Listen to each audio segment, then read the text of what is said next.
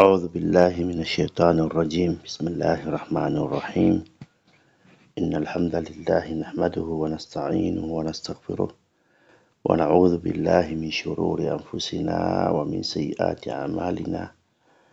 من يهده الله فلا مضل له ومن يضلل فلن تجد له وليا مرشدا. أما بعد، اللهم صل على محمد وآل محمد كما صليت على إبراهيم وآل إبراهيم وبارك على محمد وآل محمد كما باركت على إبراهيم وآل إبراهيم في العالمين إنك حميد المجيد. أما بعد, ndugu zangu, tunaendelea na kitabu chetu cha Aqidatu Tahawiyya ambayo tulikuwa tumesimamia namba ya 70. Anaendelea kusema Sheikh, muhitun bi kulli shay'in wa fawqa, Mwenyezi Mungu ndio aliyokizunguka kila kitu na juu ya hicho kitu, yani elimu yake imezunguka kila kitu, amekidhibiti. Waqad ajaza an lihatatin khalqa, anasema hii ghaliban ma tustakhdam liwasfi llahi min haythu llahi ta'ala anna khalaqahu la yastati'una al-ihatat bihi ilman, kwamba mara nyingi inatumika ili neno ajaza an ihatata khalqihi, kwamba Mwenyezi Mungu viumbe vyake ambao amewaumba hawawezi kumzunguka Mwenyezi Mungu, kwa elimu, yani hawawezi kumdhibiti wakamjua wakasema tumemmaliza Mwenyezi Mungu wetu ni huyu. Anasema wanaqulu inna Allaha takhadha Ibrahima khalila, na tunasema hakika Mwenyezi Mungu amemjalia Ibrahim kuwa kipenzi chake. Wa kallama Allahu Musa taklima, na akamsemesha Musa kumsemesha kukubwa. Imanan wa tasdiqan wa tasliman, sisi tunaamini hiyo kwamba Mungu amemfanya Ibrahim ni mpenzi wake wa ndani na amemfanya Musa ni kalimullah, ni mzungumzaji wake, kwa kusadikisha na kusalimika. Hatufanyi ta'wil. Hapo kalamu Musa Mungu haja, unatoa fa'il kwamba sio Mungu anafanya. Anasema ya 72, wa nu'minu bil malaikati wan nabiyyin, tunaamini malaika na mitume, wal kutubul munazzalatin ala al mursalin, na vitabu vilivyoteremshwa kwa mitume waliotumwa. Wa nashhadu annahum kanu ala al haqqil mubin, na tunashuhudia walikuwa wako katika haki ya wazi. Ya 73 anasema wa nusami ahla qiblatuna, na tunawaita watu wa kibla chetu, yani muslimin mu'minin, yani watu ambao tunaelekea wote kibla ni waumini na ni waislamu.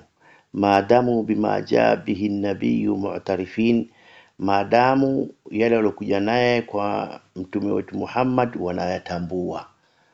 Ama anaelekea kibla chetu kisha akasema kuna mtume anaendelea baada ya Muhammad, huyu hajatambua kwamba alokuja naye mtume sallallahu alaihi wasallam kwamba ni wa mwisho.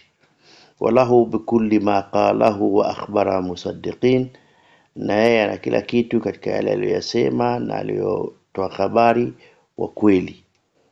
Wala nakhudhu fillahi, anasema wala hatu nahudhu fillahi, yani wala hatufanyi nini, wala hatufanyi kuchakura bilbahthi wa ta'allam au biljadali au niqash kwa Mwenyezi Mungu. Yani Mwenyezi Mungu anaposema jambo hatutachokori wala hatubishani wala hatufanyi mjadala wala nikashi.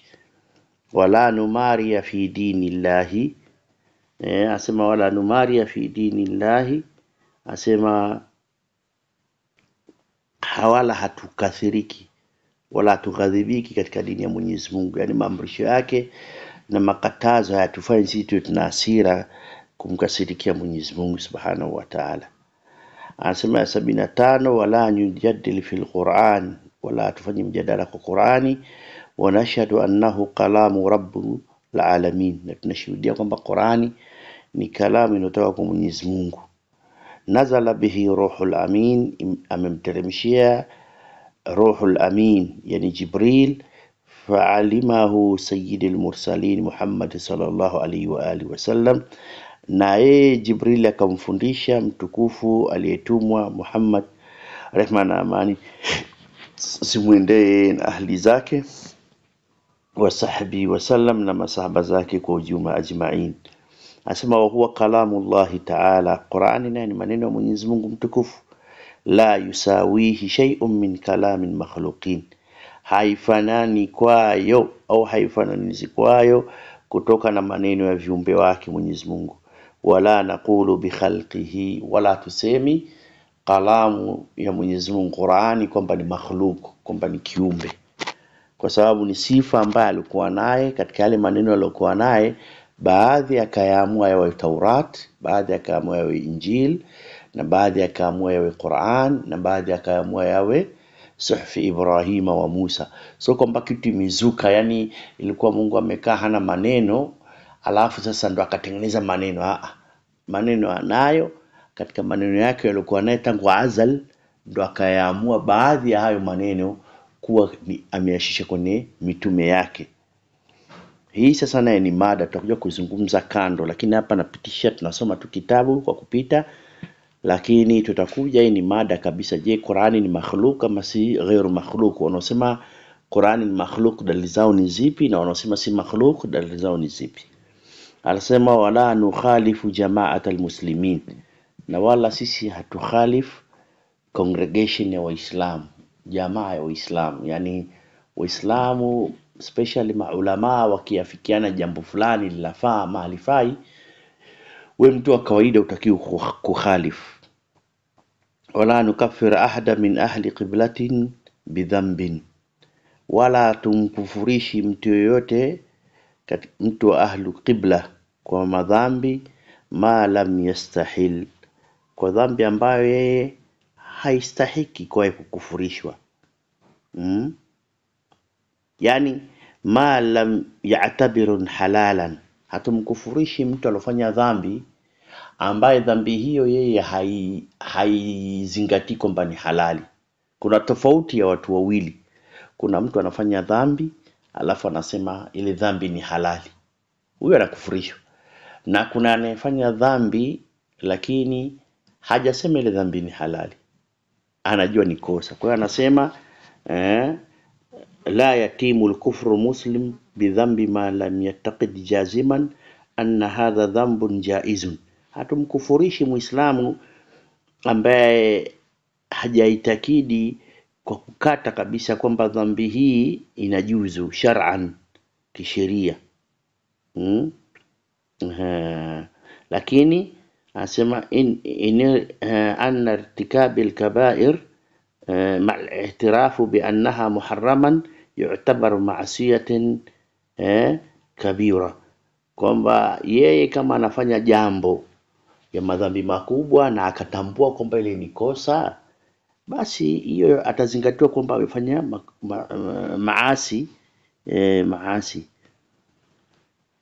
amekosea na ataandikiwa dhambi. Lakini akisema haya madhambi ninayofanya ni halali, huyo sasa anastahili kukufurishwa. Ndo anasema wala naqulu la yadhurru mal imani dhanbun liman amila, wala tusemi haidhuru katika imani dhambi kwa aliyefanya.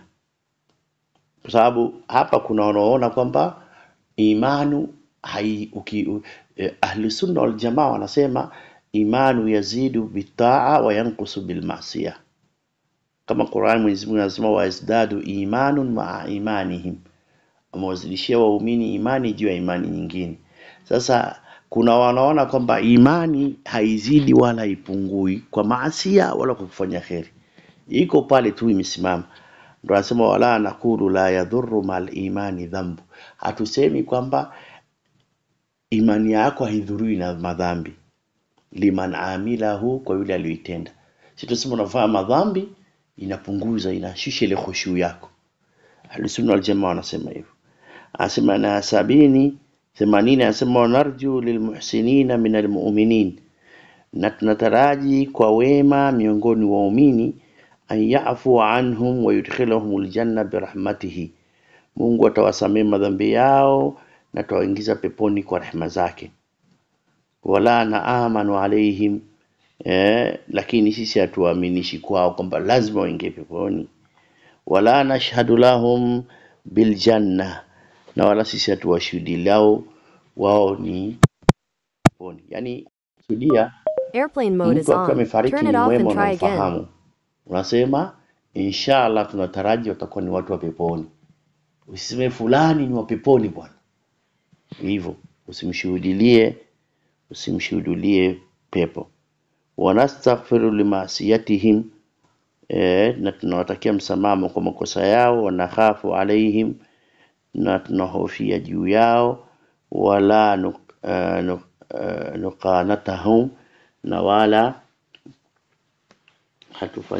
hatuwakatii tamaa katika wao, hatukatii tamaa kwa kuombea msamaha kwa Mwenyezi Mungu. Asema wal amnu wal ayas,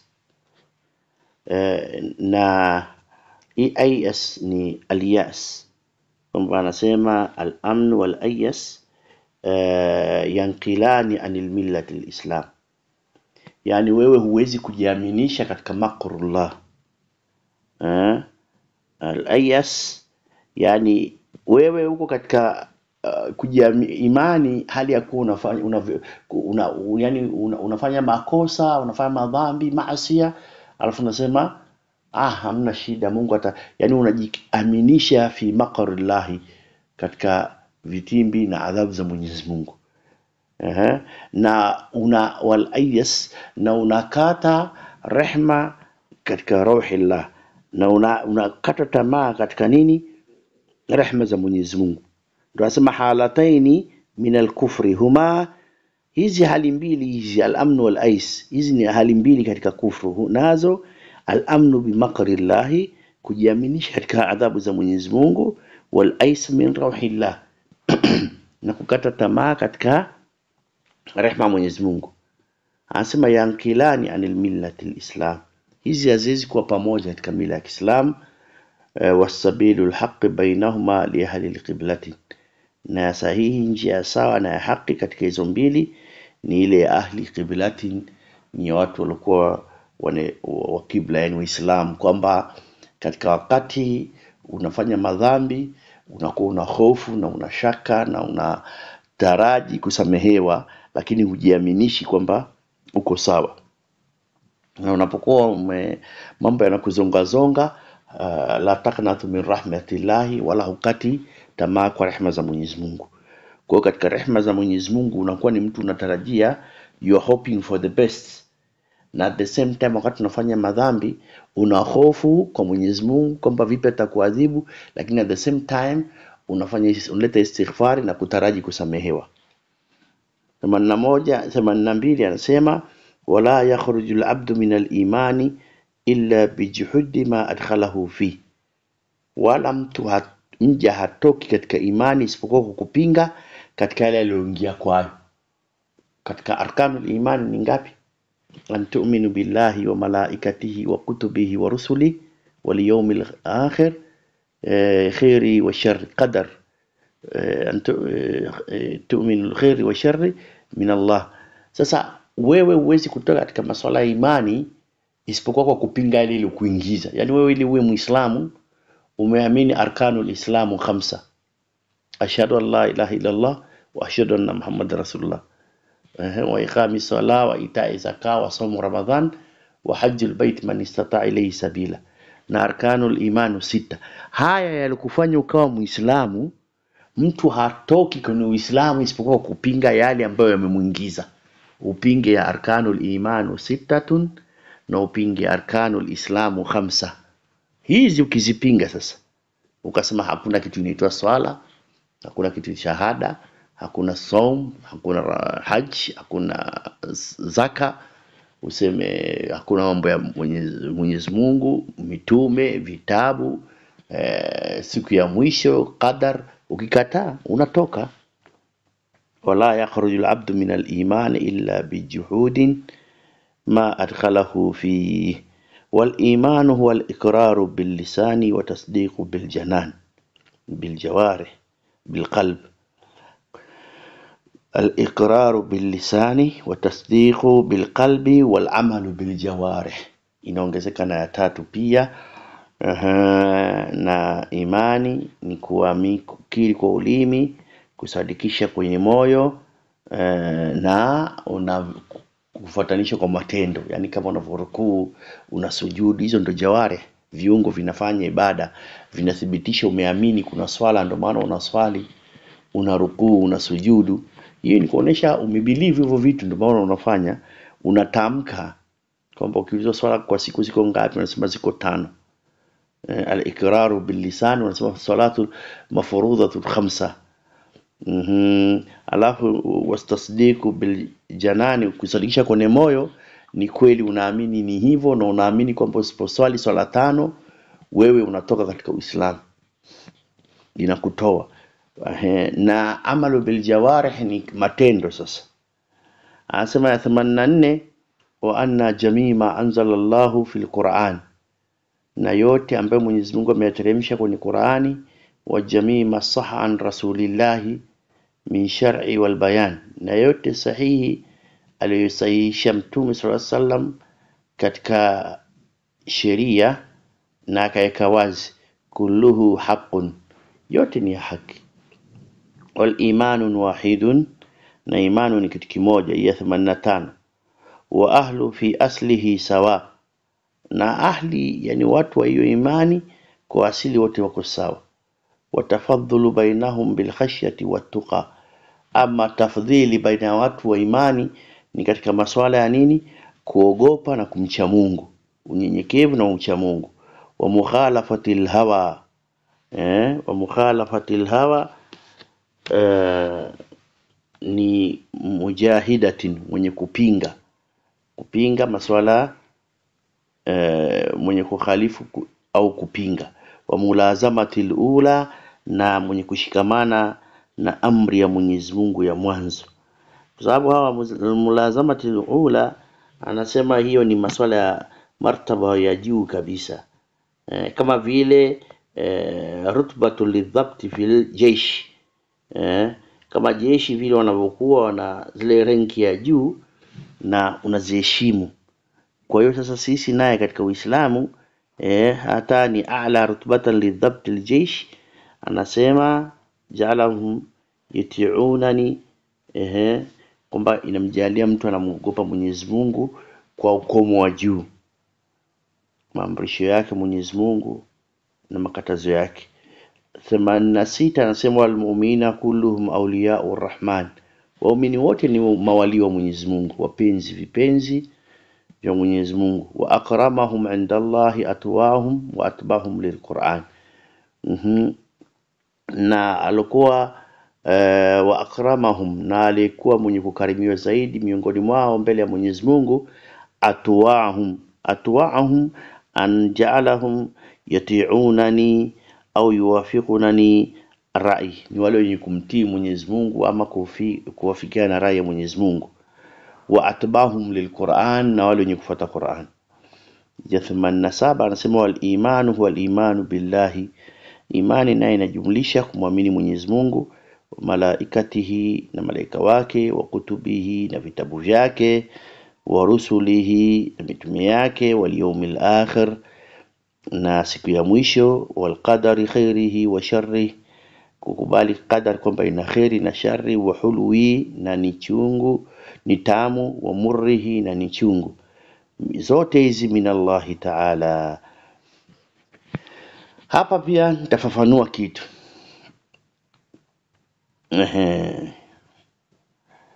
Hapa kwamba kuamini Mwenyezi Mungu ni mmoja, hakuzaa wala hakuzaliwa na hana mshirika, na nothing can be compared to him, na malaikati wake kuamini kwamba wameumbwa kwa nuru, la yasuna Allah ma amarahum wa yaf'aluna ma yu'marun, na hawana jinsia ya kike wala kiume, na wala si watoto wa Mwenyezi Mungu.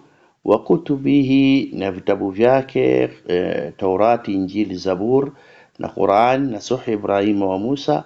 Wa rusulihi, na mitume yake ambao kuna rusulu na wanabiyin, na kuamini kwamba kuna wako ambao Mwenyezi Mungu ametuhadithia habari zao na wako ambao hajatuhadithia. Wal yawmil akhir, ndio hiyo qadar khairihi wa sharri wa hulwi wa murri min Allah Ta'ala. Hapa nitaeleza kitu kwa sababu kuna sintofahamu kidogo, contradiction watu wanaposikia wanaposema khairi na shari inatoka kwa Mwenyezi Mungu. Sasa mtu anakuuliza, mtu amekuja akanipiga mimi kisu, unasema ile ni shari imetoka kwa Mungu. Sasa kama ni shari imetoka kwa Mungu, yule mtu ataenda motoni? Tunasema hapana. Sisi hatuamini imani ya Jabaria kwamba kila kitu mtu anachokifanya ametezwa nguvu na Mungu. Sisi tunasema huyo mtu alokuja kukupigia kisu wewe, ima atakuwa katika nafsi zifuatazo: ima atakuwa katika nafsi lawama, ama atakuwa katika nafsi tabaa hawa, ama atakuwa katika nafsi amaratun bisu, mtu ambaye muda wote nafsi yake inaamrisha maovu, au anafuata hawa, desire, follow his desire ya nafsi yake, his souls, au anakuwa anafanya madhambi na kujuta. Huyu mtu, hao watu katika group tatu hizi, ima ni mwenye kufanya madhambi na kujuta, au anakuwa muda wote anafanya madhambi, ni nafsi ovu, au anafuata matamanio ya nafsi yake. Huyu akikupiga kisu, si alishaambiwa kupiga mtu, kuua mtu ni dhambi? Kwa hiyo yeye ataadhibiwa kwa sababu anajua ile kitendo alichofanya ni dhambi. Ama wewe unapigwa kisu, sasa ile kukupata ile kisu ndo kadar. Mungu alishajua fulani atakuja kukupiga kisu. Sio kwamba ni halali kukupiga kisu. Anajua fulani siku fulani atakuja kukupiga kisu. Pengine ungekuwa umeleta dua ingeepushwa. Lakini kama hujaleta ile dua sasa na Mungu hajakukinga, imekupiga. Kwa hiyo yule mtu ataadhibiwa kwa sababu ima yuko katika nafsi la amarata bisui, ama nafsi lawama, ama nafsi tabaa hawa. Na wewe kusubiria katika ile hali ya maumivu na shida na kujitibu, hiyo sasa ndo nini? Unakuwa sasa katika ile ndo kadari yako. Wewe ukikuwa katika hali uvumilivu na ukavumilia na ukaona hiki kimekupata, ukasema Mungu nashukuru sijafariki lakini najitibu, hiyo pia unapata thawabu. Kwa hiyo kwako ni kadari katika uvumilivu, na yule naye ataadhibiwa kwa yale madhambi aliyofanya. Asema wa nahnu almu'minina bidhalika kullihi, na sisi tunaamini haya yote. La nufarriqu baina ahadi min rusuli, atuwafarikishi kati yote katika mitume. Wa nusaddiquhum kulluhum ala ma ja'u bi, na tunasadikisha wao wote mitume katika yale waliokuja nayo kwayo. Wa ahlul kaba'ir min ummati Muhammadin sallallahu alaihi wasallam, na wale waliofanya madhambi makubwa, ahlul kaba'ir yani murtakabun kabira min adh-dhunub min ummati Muhammad fi nari la yukhalladun, wataingizwa motoni lakini hawatakaa milele. Idha matu, pindi wanapokufa, wa hum muwahidun, ikiwa wamefariki hali ya kuwa hawajawahi kumshirikisha Mungu hata siku moja, lakini wamefanya madhambi makubwa, wameongea uongo, wameiba, wamezini, wamewahi kufanya hivyo na hawakuleta toba kwenye hizo madhambi makubwa, wataadhibiwa. Ndio maana tunawaambia wale wanasema jannati imeandaliwa kwa muttaqin, hata sisi tunasema jannati imeandaliwa kwa muttaqin. Wataadhibiwa ile madhambi yao, itakapoisha ndio watatoka safi, kwa sababu wana mema mengine mengi wamefanya, watapelekwa peponi kwa ile mema. Let's say wamefanya madhambi 30% ya madhambi yao, lakini wamefanya mema 70%. Sasa huyu mtu amechanganya batili na haki katika mwili wake. Pepo inataka watu wasafi muttaqin, kwa hiyo haezi ingia peponi mpaka hii 80% ichomwe na moto. Nini kinampeleka peponi? Hii 70% ya wema ndio inampeleka peponi, na ni kwa rehema za Mwenyezi Mungu. Kwanza hata wewe ambaye hujafanya dhambi hata moja, tujalie hujafanya dhambi hata moja, umefanya ibada throughout, uendi peponi kwa ibada zako, unaenda jannata, unaingia janna birahmatin bifadli. Na wale wanaoingizwa motoni hawaingizwi motoni kwa sababu kafanya dhambi moja, kosa moja, dhambi mbili, kosa mbili, kisha Mungu amemwadhibu tu kwa ile biadlihi, kwa uadilifu wake. Ina maana hata ile kukupeleka motoni pia kuna ahueni. Angekuwekea ile moja kwa moja madhambi yako ulivyofanya yote hayachukuliwi hivyo 100%, hamna mtu angeweza kwenda peponi, wala hamna mtu angeweza kwenda asitoke kwenye moto. Ndo anasema wakiwa wamefariki hali ya kuwa muwahidun, wamempokesha Mwenyezi Mungu. Wa in lam yakunu taibin, na hawakutubia baada an laqu Allah arifina mu'minin, baada ya kukutaa Mwenyezi Mungu wanajulikana kwamba wao ni waumini. Kwa nini wanakuwa ni waumini? Sababu mizani itapimwa makosa yao, mema yakiwa ni mengi watakuwa ni wa peponi, lakini hawaendi peponi mpaka yale madhambi yafanyiwe kazi, wachomwe. Asaba wahum fi mashiatin wa hukmihi, hawa wanakuwa katika matashi ya Mwenyezi Mungu na hukumu yake. Insha ghafara lahum, akitaka Mwenyezi Mungu anawasamehe, wa afa anhum, na wanafutia madhambi yao, bifadli, wa fadhila zake, kama dhakara azza wa jalla fi kitabi, kama alivyosema kwenye kitabu. Hii imani haijaundwa, ina dalili. Mwenyezi Mungu anasema wa yaghfiru ma duna dhalika liman yasha. Inna Allah la yaghfiru an yushraka bihi, hakika Mwenyezi Mungu hasamehi wala mshirikisha, yani aliyakuwa amefariki na ile shirki anayo hasamehewi. Lakini akimshirikisha Mwenyezi Mungu akaleta toba kabla ya kufa, inna Allah yaghfiru dhunuba jami'a, anasema madhambi yote. Kwa hiyo anasema wa yaghfiru ma duna dhalika liman yasha, anayasamehe yasikuwa ya shirki hali ya kuwa mtu amefariki na hajaleta toba, kwa amtakaye. Kwa amtakaye hapa kuna mbili sasa, ima akitaka anawaadhibu kwa uadilifu wake alafu anaingiza peponi, au anawasamehe kwa fadhila zake alafu anaingiza peponi. Yote mbili inawezekana. Ndio hii dalili aya tunatumia. Wa insha adhabahum fi nari biadlihi, akitaka anawaadhibu kwenye moto kwa uadilifu wake. Thumma yakhrujuhum minha, kisha anawatoa humo, birahmatihi, kwa rahma yake, wa shafaati shafi'in, na kwa shafaa ya wenye kuombea wengine, min ahli taatihi, kwa watu ambao walikuwa kimtii Mwenyezi Mungu. Thumma yub'athuhum ila aljanna, thumma yub'athuhum ila aljannati, kisha wanatumwa wa peponi. Ya 90 anasema wadhālika bi anna Allah ta'ala tawalla ahlu ma'rifati, hiyo ni kwa sababu Mwenyezi Mungu amewatawalia watu wa maarifa, wenye elimu. Walam yaj'aluhum fi darina ka ahli nukuratihi, na hajawajalia wao katika watu wa nyumba kama vile ahlu nukuratihi ail jahidin, hajawajalia wao kama watu wapingaji, wenye kumpinga yeye. Anasema alladhina khabu min hidayati, ambao wamekula hasara katika uongofu wake.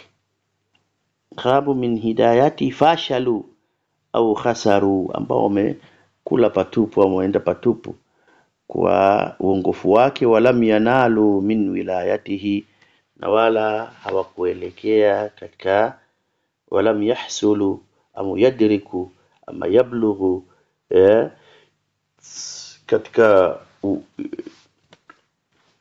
katika wilaya ya Mwenyezi Mungu, mapenzi ya Mwenyezi Mungu au uongofu wa Mwenyezi Mungu au utawala wa Mwenyezi Mungu. Walam yanalu min wilayatihi, na wala hawakupata wala hawakufikia mapenzi ya Mola wako.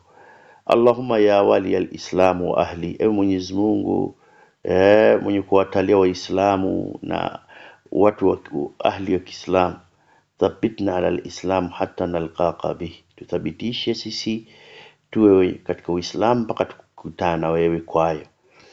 Wanara salata khalfa kulli birrin wa fajirin min ahli al-qiblatin, na tunaona swala nyuma ya kila muovu, kila mwema na muovu, min ahli qiblatin, yani kuna watu wa aina mbili. Kuna mtu safi anasalisha naqi, swala yake kumfuata nyuma ndio inapendeza, lakini katika sehemu unaoswali hiyo area kuna mtu anasalisha, ni imamu amechaguliwa hapa, lakini ana mapungufu yake, ana maovu hapa na hapa, unaweza ukaswali nyuma yake ikiwa hakuna mtu. Au kama utaki basi swalia mali, usije hapo kaonesha khilafu, nenda mali pengine swali, au njoo umechelewa umeshaswali ukaswali. Lakini anasema tunaona nara salata khalfa kulli birrin wa fajirin, kwamba ni swala nyuma ya mwema na muovu, min ahli alqiblatin, katika watu wa qibla, wa ala man mata minhum, na walokufa katika Uislamu, kwamba tunaweza kuswali, yani unaweza kuswali nyuma ya mtu muovu. Wala nunzilu ahad minhum jannatan wala naran, wala tumkati yoyote pepo wala moto. Yani tuseme wewe bwana, wewe ni mtu wa peponi bwana, wewe ni mtu wa motoni. Wala nashhadu alaihim bikufrin wala bishirkin wala binifaq, wala tuwashuhudili kwa mtu yoyote katika kufri na ushirki na nifaq, ma lam yadhharu minhum shay'un min dhalika, maadamu haijadhihiri waziwazi hayo kwa huyo mtu. Wanadharu sarairuhum ila Allah ta'ala, na tunaacha siri zao wao iwe kwa Mwenyezi Mungu. Nasema wala nara saifa ala ahadi min ummati Muhammad sallallahu alaihi wasallam, wala nara, hatuoni, yani hatumnyanyuli mtu sime ama panga yoyote katika ummati Muhammad illa man wajaba alayhi saif, sio yani istahiki. Man qatala bi sayf al-baghi qutila bihi. Ali ibn Abi Talib anasema man qatala bi sayf al-baghi, anayeua watu kwa upanga wa dhulma, qutila bihi, huwa kwayo kwa hiyo upanga wa dhulma. Kwa hiyo hatumnyanyuli mtu upanga, mtu ambaye ni Muislamu ambaye hastahiki kunyanyuliwa hiyo upanga. Wala nara al-khuruja ala imatina wa walati umurina, wala tuoni kwamba kutoka katika maimamu zetu na watawala wa amri zetu, viongozi wa injaru, wakiwa wamefanya makosa, yani wamefanya dhulma, wa indhalamu wa injaru, hata kama wamefanya dhulma fulani hapa na pale, hatutoki katika uongozi wao. Wala nad'u alaihim wala nanzi'a yaddan min ta'atihim, wala hatutoki katika utiifu wao. Anasema wala nanzi'a yaddan min ta'atihim, anasema adamul khuruj ala walati al-umur wal muhsinina wal istimrari fi sam'i wa ta'a lahum fi al-ma'ruf, na tunaendelea kukaa kwa kuwasikiliza na kuwatii kwa maarufu. Wala nanza yada, anasema wanara ta'atihim min ta'ati Allah, tunaona kwamba kuwatii wao ni kumtii Mwenyezi Mungu azza wa jalla, faridhatun, kwamba ni wajib, ma lam ya'muru bi ma'siyatin, maadamu hawajakuamrisha ufanye maasiya. Wewe kukaa kuwatii wao pamoja na mapungufu yao, hiyo ni taa, inakubalika kisheria. Lakini usiwatii pale wanapokuamrisha ufanye maasi. La ta'atil makhluq fi ma'siyatil khaliq, hakuna kumtii kiumbe anapomuasi muumba. Wanad'u lahum bisalahi, kinachitakiwa kwetu sisi kuwaombea wao watengemae, wal muafatin, na wawe katika hali nzuri. Wanatabi'u sunnati wal jamaa, na tunafuata sunna na jamaa ya congregation ya waumini, maulama wa Islam. Wanajtabi shududha wal khilafi wal furqa, na tunajiepusha na mambo ya contradiction, mgongano na khilafu wa furqa na firqa.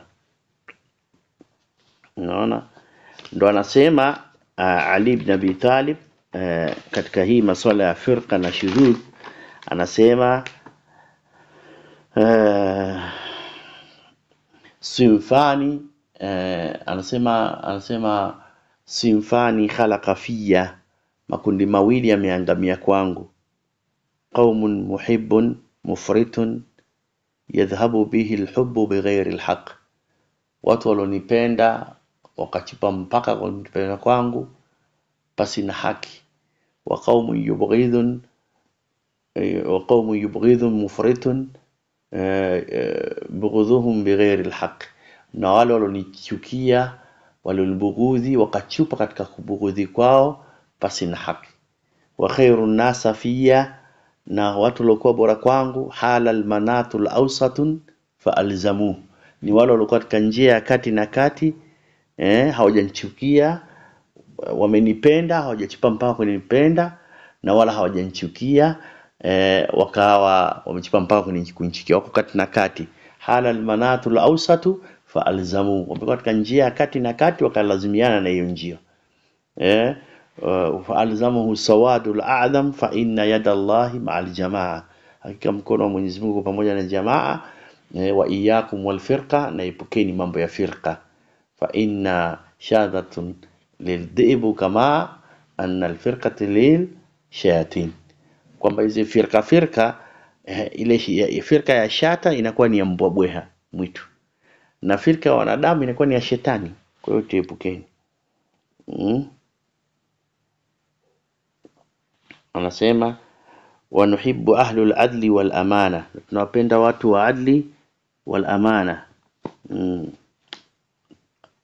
Ahlul adli wal amana, tunapenda watu wa adli na amana. 91 anasema nuhibbu ahli al-adli wal amana, na tunawapenda watu ambao ni waadilifu na wenye amana.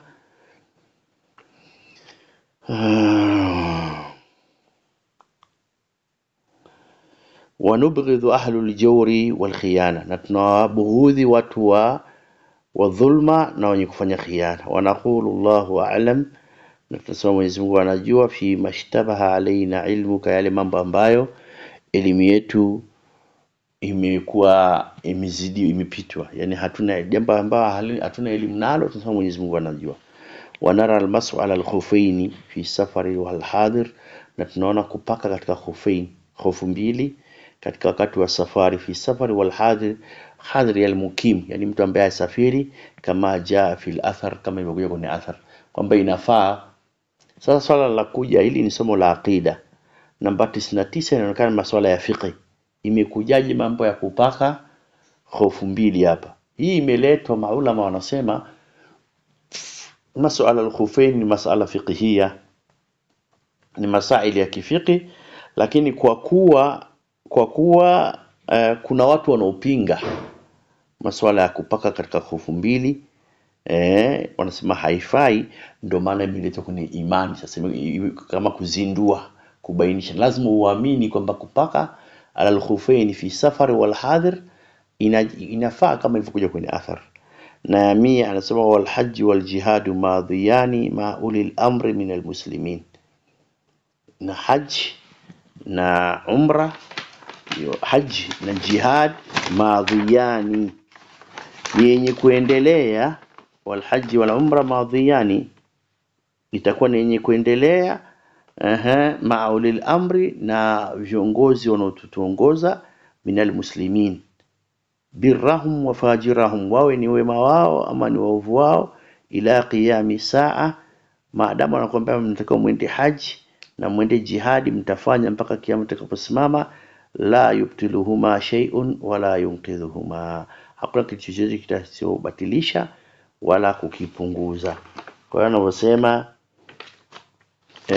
hiyo ni kwenye 100 ndio tunasimamia inshallah, alafu tunaendelea baada ya muda kidogo inshallah. Assalamu alaykum wa rahmatullahi wa barakatuh.